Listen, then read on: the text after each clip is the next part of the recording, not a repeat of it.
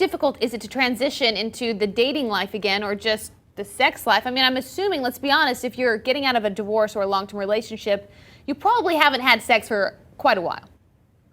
Well, I mean, I don't know if I'm typical of most people, but I would guess that most marriages at their very end are probably, they say if you took a nickel for every time you had sex when you're in the first year of your marriage, or a penny every time for the first year, and then a nickel every time for the next 10 years, you'd have more money at the end of the first year.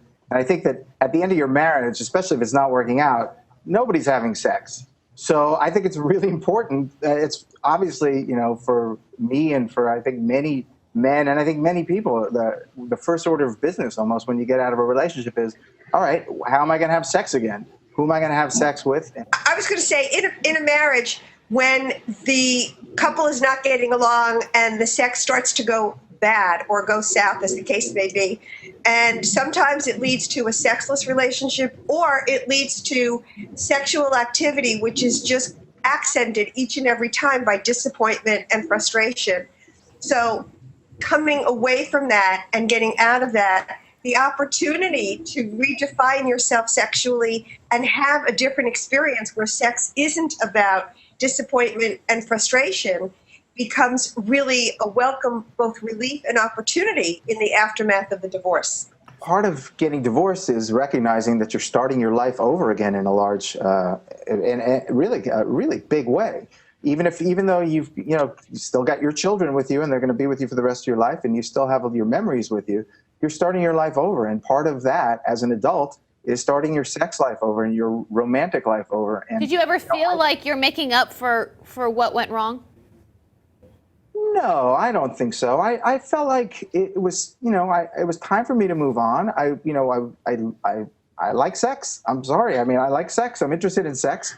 And, and sometimes with certain people, I want to have sex, and with other people, I don't want to have sex. And I can't say I navigated that very well after my divorce, that I was, very good at figuring that out. But, I did the best that I could. And I think that also, it's interesting that everyone talks about expectations, because I think that's a really important point.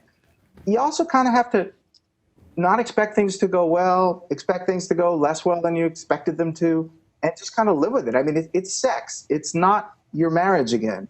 It's not your future. It's just you're going out, you're having sex with somebody. If you want to build on it, then you can build on it. If you liked it, you can do it again. Nobody's going to come after you. And I think that's kind of a healthy attitude to have. You just got to kind of put it in its proper place, because you've got a lot going on otherwise in divorce, and this is just one component of it. The truth is exactly that when you want to have meaningful sex, it's oftentimes packaged with some emotional connection. And when there's an emotional connection, there's a sharing that goes on. And first you start out sharing the physical sexual pleasure and enjoyment.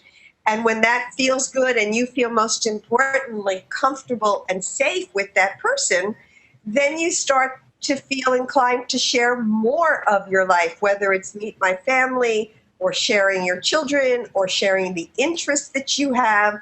And before you realize it, that single lane of sex has expanded into a 6-lane highway of friends and family and hobbies and food and movies that you enjoy.